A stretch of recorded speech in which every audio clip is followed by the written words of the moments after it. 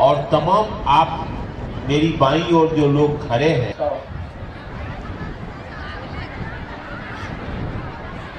मुजफ्फरपुर में आपने शिवगुरु महोत्सव का आयोजन किया।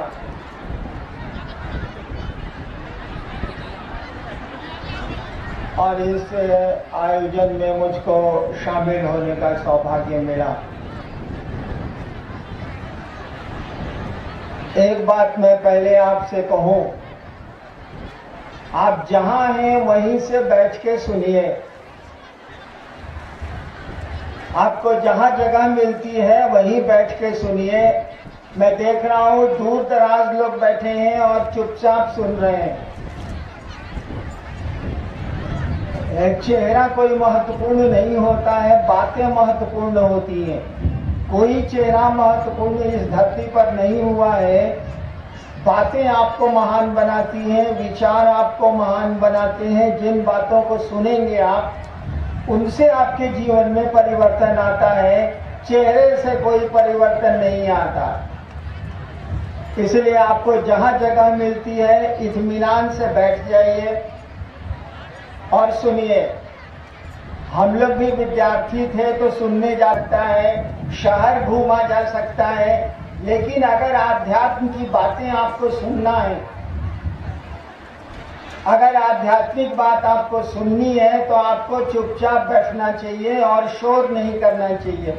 आधे घंटे का तो खेला है, आधे घंटे के बाद आप कहीं होंगे और हम कहीं। शिव के बारे में आपको बताना चाहते हैं, जिसकी पूजा आपके घरों में, आपके खानदान में सदियों से, कई हजार वर्षों से होती चली आई है। जिस महादेव की पूजा, जिस शिव की पूजा हमारे आपके घरों में कई हजार वर्षों से होती चली आई है, उसी के बारे में हम लोग कहना चाहते हैं कि वो गुरु भी है।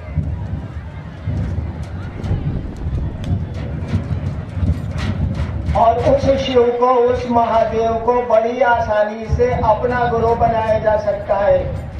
उस शिव को बड़ी आसानी से, बहुत सहजता से अपना गुरु बनाया जा सकता है,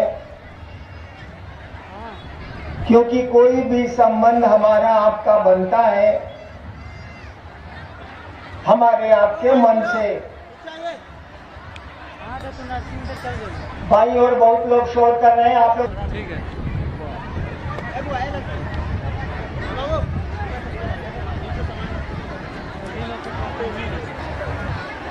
अरे बैठने दो, बैठने दो, बैठने दो ना, बैठने दो।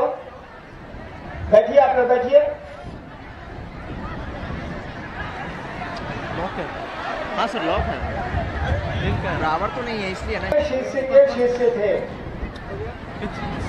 गोरखनाथ के गुरु का नाम था मच्छंदरनाथ। आप ही लोगों पर कह रहे हैं, सुन लीजिए।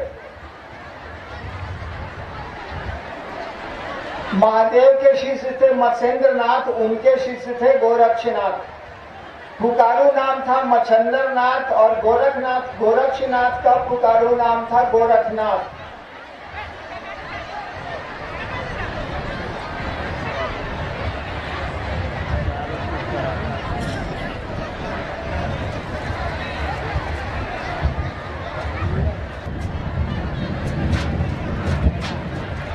और उनको अपना गुरु बनाएगा हमारा आपका मन। मैं कह रहा था कि जब मैंने शिव को गुरु माना था 1974 में, तो मुझको ये पता नहीं था कि शिव गुरु होते हैं। मैंने भगवान समझ के गुरु बनाया था। मेरे दिमाग में एक बात आई थी कि गुरु भगवान होते हैं तो भगवान गुरु काहे नहीं है। मैंने सोचा था कि गुरु भगवान होते हैं तो भगवान गुरु काहे नहीं है। भगवान, मैंने शिव के बारे में सुना था कि शिव को भगवान कहा जाता है। मैंने शिव को गुरु भगवान समझ के मान लिया। मैं नहीं जानता था कि वो गुरु हैं। और भगवान समझ के जब मैंने शिव को गुरु माना तो 8 वर्षों तक मैं चुप रहा किसी को कि मैंने शिव को गुरु बनाया है, इसीलिए कि मुझको खुद ही भरोसा नहीं था। मुझको कोई विश्वास नहीं था, कोई श्रद्धा नहीं थी, कोई भरोसा नहीं था। लेकिन क्या बात तो मैंने सुना, क्या बोल रहा है? आप लोग शांत रहिए भाई, दाहिनी ओर शोर नहीं करिए। बाई और शांत हो गए लोग, दाहिनी ओर शोर कर रहे हैं। बैठिए आप लोग।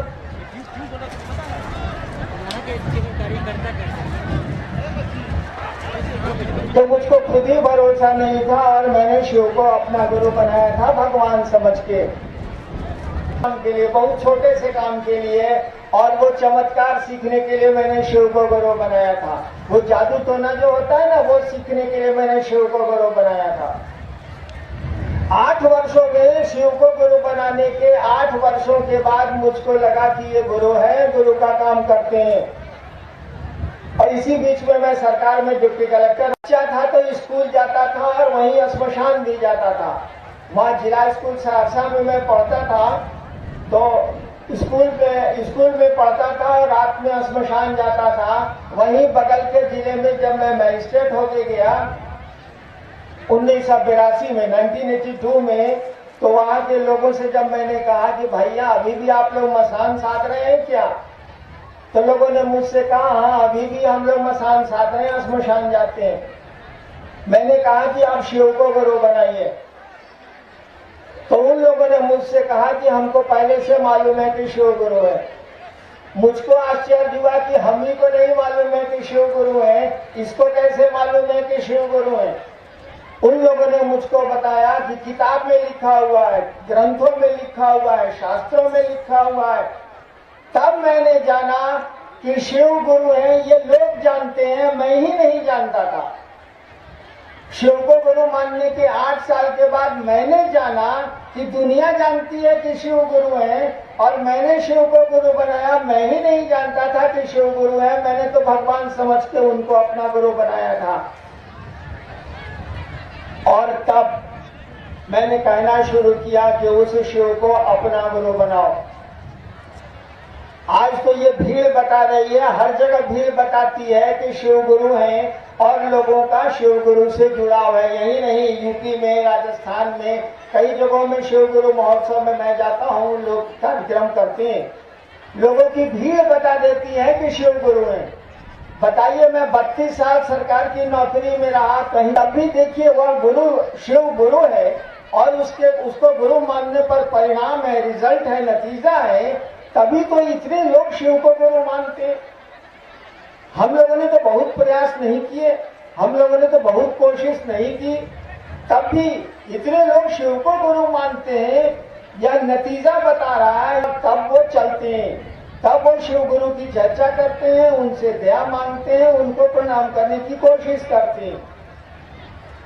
ये बात शुरू कैसे हुई, ये सिलसिला शुरू कैसे हुआ? सोचिए, 1974 में मैंने सोचा था कि शिव को गुरु बनाएंगे। 1974 में 36 साल हो गए ना। 1974 में मैंने रात के 2 बजे आरा के गांधी श्मशान में केवल सोचा था कि शिव को गुरु बनाएंगे भगवान समझ के। मैं तो जानता भी नहीं था कि वो गुरु है। एक आदमी ने सोचा और उस सोच पर वो खड़ा रह गया।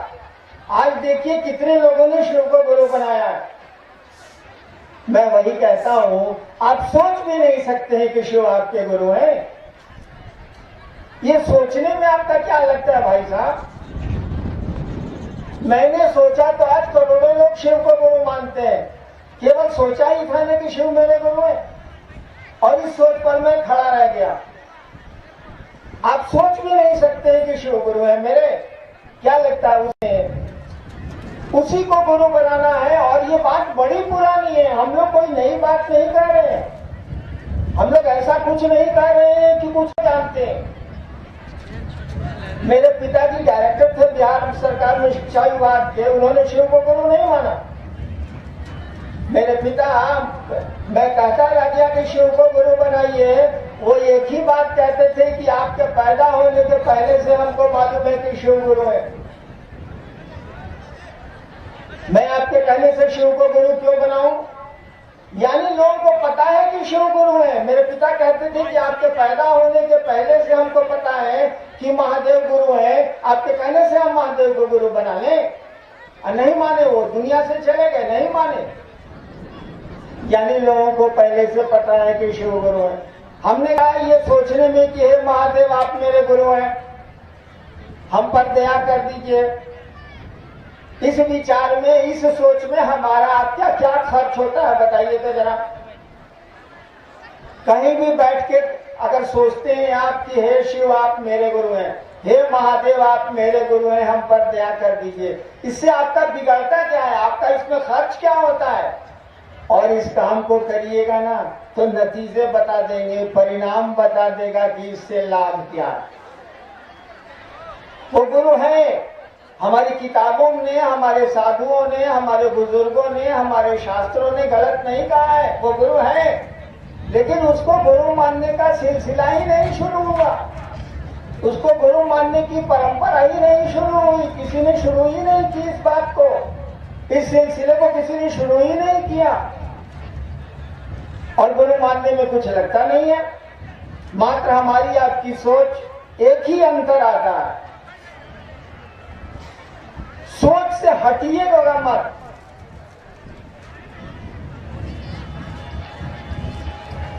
इस विचार से कि हे महादेव आप मेरे गुरु हैं, मुझ पर दया कर दीजिए, इस विचार को छोड़ दीजिएगा तो रिश्ता टूट जाएगा। बिल्कुल सामान्य बात है। किसी से दोस्ती करने का विचार छोड़ दीजिए तो दोस्ती खत्म हो जाएगी। किसी को बाप मानने का विचार छोड़ दीजिए तो बाप बेटा का रिश्ता टूट जाएगा। किसी को पत्नी मानने का विचार छोड़ दीजिए तो संबंध खत्म हो जाएंगे। ठीक उसी तरह से शिव को अपना गुरु मानने का विचार छोड़िए मत, खड़े रहिए। वो ट्रेन वाली वो दोस्ती या बस वाली दोस्ती मत करिए। ट्रेन में होता है ना, साथ चलते हैं, सामने वाले से खूब रात में दोस्ती हो जाती है। बस में साथ चलते हैं, बगल के में बैठे हुए को सह यात्री से खूब दोस्ती हो जाती है। बस से उतर के साथे चाय पीते हैं, पैसा भी उसके चाय का हम आप दे देते हैं। लेकिन यात्रा खत्म, बस से उतरे दोनों और संबंध भी खत्म। इस तरह से नहीं, ऐसी दोस्ती मत करिए, ऐसा शिष्य भाव मत पालिए। उस शिव से अपना शिष्य भाव परमानेंट रखिए, अस्थायी रखिए। इस विचार पर खड़े रहिए। हमने भी यही किया था। हमने शिव को गुरु माना था, कोई भरोसा नहीं था मुझको, लेकिन मैं कहा जाता, बहुत सारे गुरुओं को जो मुझसे मिले थे या मैं जिनसे मिला था उनको छोड़ के मैं आया था। लाचारी शिव को गुरु माने बैठा रहा। ये जानता था कि शरीर में नहीं है तो मंत्र कौन बताएगा। ये जानता था कि महादेव शरीर में नहीं है तो बोलेंगे नहीं हमसे कुछ। ये तो हम भी समझते थे, जिस तरह से आप समझते हैं कि मंत्र कहां से देंगे, महादेव शरीर में तो है नहीं, वो बोलेंगे कैसे, शरीर में तो है नहीं, वो कुछ बताएंगे कैसे, शरीर में तो है नहीं। ठीक उसी तरह से मैं भी सोचता था। जब मैंने शिव को गुरु माना था 74 में, तो मैं भी यही सोचता था कि शरीर में नहीं है, ये बोलेगा ही नहीं, ये मंत्र कैसे बताएगा, ये आदमी दीक्षा कैसे देगा, भारी फेरा है। और मेरे साथ तो और दिक्कत थी, मैंने प्रेत देखे थे शिव के रूप में। 2 वर्षों तक प्रेत मुझसे मिलते रहे महादेव के रूप में। मुझको लगता था कि जब प्रेत महादेव का रूप लेते हैं तो पता नहीं महादेव है कि नहीं है, भारी फेरा है। मेरे साथ तो और प्रॉब्लम था और दिक्कत थी। लेकिन कहा जाते हम, और शिव से बड़ा गुरु खोज के तो मैं नहीं ला सकता था। मैं वहां खड़ा रहा, शिव को गुरु मान के मैं रुका रहा। और सच बताएं, आपको बोलना तो हमको नहीं चाहिए, लेकिन सच बताएं, मैं बैठ के रोता था। यही मुजफ्फरपुर है, यही जिला है, और यहीं से शिव शिष्यता की मूल शुरुआत यहीं से हुई है। आपके तुर्की एक जगह है बगल में, मैं शिव को गुरु मान के तुर्की में बैठ के रोता था कि कहां साला फंस गए हम शिव को गुरु बना के। और एक शाम की बात है कि मैं तुर्की में अपने डेरे से निकला। मेरे फादर तुर्की ट्रेनिंग कॉलेज के प्रिंसिपल थे उस समय 74-75 में। मैं डेरे से निकला, पान खाने के लिए पान की दुकान पर गया, पान खा के दुकान से लौटा और अपने डेरे में हाथे में कुर्सी निकाल के मैं बैठ गया। शाम का समय था और उदास रहता था कि हम फंस गए, पढ़ाई लिखाई चौपटे हो गई, रात भर मसान में रहते हैं, शिव को गुरु बना लिया, कुछ इसमें महादेव शरीर में है नहीं, यहाँ तो प्रेत भी महादेव का रूप ले लेते हैं, भारी फेरा है। और मैं कुर्सी पर बैठा हुआ था। शिव को गुरु माने 1 साल हुआ था। आपकी धरती महान है भैया, मैं इस मुजफ्फरपुर को प्रणाम करता हूं। वैसे 1 साल मैं यहाँ कॉलेज में पढ़ा भी हूँ 66 में, लेकिन मुझको शिव शिष्यता सोचा था मैंने आरा में शिव को गुरु मानने को, और शुरुआत हुई थी मुजफ्फरपुर में। यही तुर्की ट्रेनिंग कॉलेज का हाथा है ये। तो मैं शाम को पान खा के कुर्सी पर बैठा हुआ था और अपने डेरे में नहीं रहता था, खाना खाने जाता था। एक दूसरा कमरा लिए हुए था मैं जिसमें रहता था, जबकि पिताजी का बड़ा बंगला था, मैं उसमें नहीं रहता था। इसीलिए तो मुझको गुस्सा बहुत था कि फंस गया। शाम का समय था, जिस कमरे में मैं रहता था उसकी चाबी का गुच्छा मेरे हाथ में था। अब कुर्सी पर बैठा था, कहीं कुछ नहीं था, शांत था। सामने हाजीपुर मुजफ्फरपुर की सड़क है। उस समय पुल नहीं बना था, इसीलिए बहुत कम गाड़ियां उस रोड पर चलती थी। अचानक क्या हुआ कि मेरी सांस पर नमः आया और सांस निकली तो शिवाय उतर गया। सुनिएगा ध्यान से, इसीलिए सुना रहा हूं कि ये मुजफ्फरपुर है और यहीं मुझको मंत्र की दीक्षा मिली थी। नमः हवा के झोंके से लोग सुनता है कान से, हम सुने नाक से। सोचिए तो आश्चर्य की बात है कि नहीं। कोई बात आप कान से सुनते हैं, हम सुने नाक से। नाक से गंध ली जाती है ना, लेकिन हमने सुना नाक से, लोग सुनते हैं कान से। पागल की यह लक्षण हो। तो मैं बैठा हुआ था कुर्सी पर, चाबी का गुच्छा मेरे हाथ में था, चुपचाप बैठा था, कहीं कोई एक आदमी नहीं था। मेरी माँ थी, वो आंगन में थी भीतर, मैं बाहर हाथे में कुर्सी पर बैठा हुआ था। सूरज डूबा नहीं था अभी। अचानक हवा का एक झोंका आया और मेरी सांस पे नमः चढ़ाया और शिवाय लेके उतर गया। मुझको लगा कि, और मेरे मुंह से अचानक निकला, मेरे मुंह से अचानक निकला, रे इतने तक खोजत रमी। देखिए, सांस पर नमः चढ़ा, शिवाय उतरा, चाबी का गुच्छा मेरे हाथ में था, कुर्सी पर मैं बैठा था। जैसे सांस पर मंत्र चढ़ा, सही उत्तर। 74 में गुरु माना, कोई भरोसा महादेव पर नहीं था, कोई विश्वास नहीं था। नमः शिवाय मुझको 75 में यही मुजफ्फरपुर की सुगंधित जमीन है, भूमि है, जहां मुझ आईपीएस में बैठा, आईपीएस में आया, फिर डिप्टी कलेक्टर में बैठा, डिप्टी कलेक्टर में।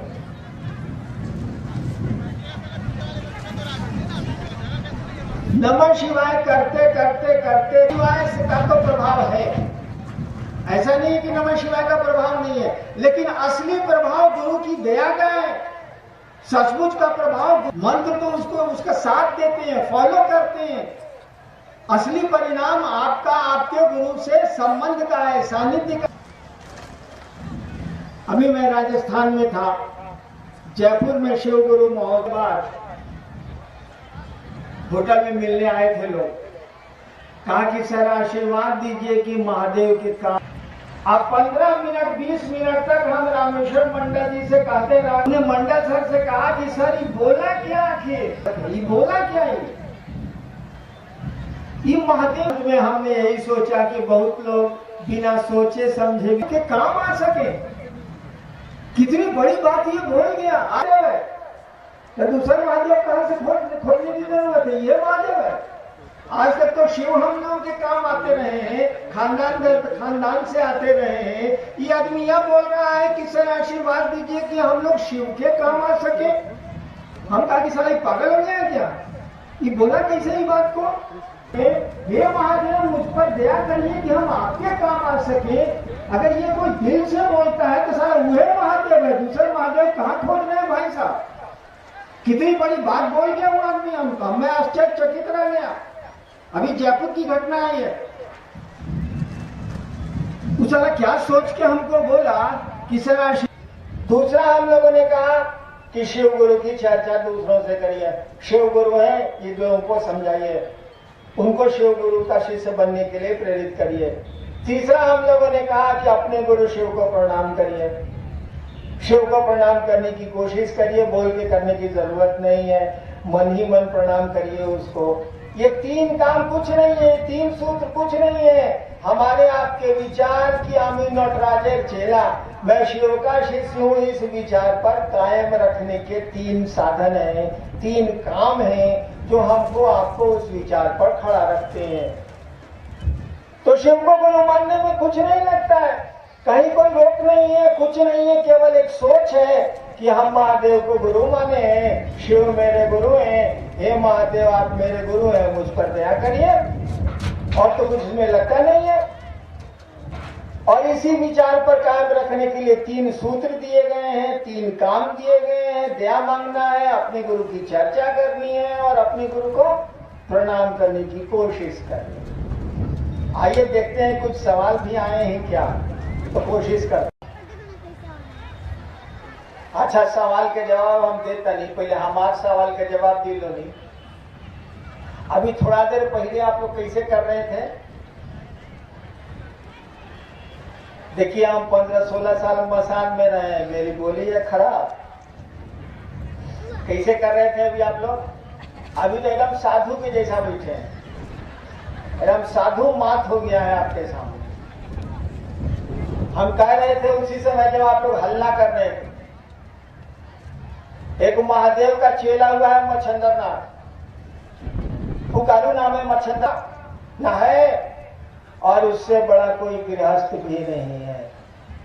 इसीलिए नहीं है कि कोई आशीर्वाद दिया जाता है तो उसमें कहा जाता है शिव पार्वती की जोड़ी बनी रहे, राम सीता की जोड़ी बनी रहे का आशीर्वाद नहीं दिया जाता है, कृष्ण रुक्मिणी की जोड़ी का आशीर्वाद नहीं दिया जाता है। जब भी भारतवर्ष में किसी को आशीर्वाद वर वधू को दिया जाता है तो कहा जाता, कोहबर में भी लिखा जाता है शिव पार्वती। आशीर्वाद जब भी दिया जाता है तो कहा जाता है कि शिव पार्वती की जोड़ी बनी रहे। क्यों कहा जाता है? ये जानते हुए भी कि शिव को खाने के लिए नहीं है, ये जानते हुए भी कि शिव जितनी अव्यवस्था में जीता है कोई नहीं जीता है। कोई व्यवस्था शिव के पास नहीं है, रहने को घर है, न घर है, पहनने को कपड़े हैं, कुछ भी नहीं है, कोई व्यवस्था उसके पास नहीं है, कोई धन नहीं है, कोई संपत्ति नहीं है। तब भी कहा जाता है शिव पार्वती की जोड़ी बनी रहे, क्योंकि सामग्रियों से सुख नहीं होता है, पैसों से सुख नहीं होता है, सुख तो प्रेम से होता है। और भगवती और महादेव का प्रेम आप जानते हैं हमसे बढ़िया से, वरहु शंभु नहीं तो रहो कुंवारी। शिव और भगवती का प्रेम ही ऐसा है कि आज भी भारतवर्ष में वर वधू को आशीर्वाद दिया जाता है शिव जो पार्वती की जोड़ी बनी रहे, उनके दर्द कम हो जाएंगे, उनकी परेशानियां उनका मन नहीं झेलेगा, धीरे धीरे सब ठीक हो जाएगा। आखिर गुरु तलाश किए तभी ना भाई साहब आप आए, एगो खबर मिली है और जल्दी आए भाई साहब। आप ससुराल जाना रहता है ठंडा में, हम लोग कहते हैं मारो साले को नहीं जाएंगे, आप महोत्सव में आ गए हैं। यो महादेव है, सब तो महादेव है, वो तो कहते हैं कि शिव गुरु भी क्या है। ये अब आप संस्कृत भी जानते हैं तो दक्षिणामूर्ति बोलिए। तस्वीर है, महादेव की तस्वीर है तो प्रणाम करने के योग्य है। महादेव अगर निराकार है तो प्रणाम करने के योग्य है। कोई तीसरी तस्वीर मैंने स्वीकार नहीं की है, वही शिव जो आपके द्वारा पूजा जाता है वही तस्वीर मुझको भी मान्य है। प्रश्नकर्ता का प्रश्न ही गलत है। मिलेगा मजदूरी कर नहीं करिएगा पैसा नहीं मिलेगा।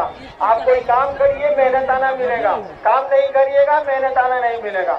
कृपा का अर्थ होता है कि हम मेहनत किए हैं, आप हमको मेहनताना देने की कृपा करिए, करे हैं तो मिलेगा आपको। कृपा का शब्द का अर्थ होता है करो और पाओ। दया का मानी होता है कोई काम नहीं किए तब वो चाहिए। दया का मानी होता है कोई काम नहीं किए तब वो चाहिए।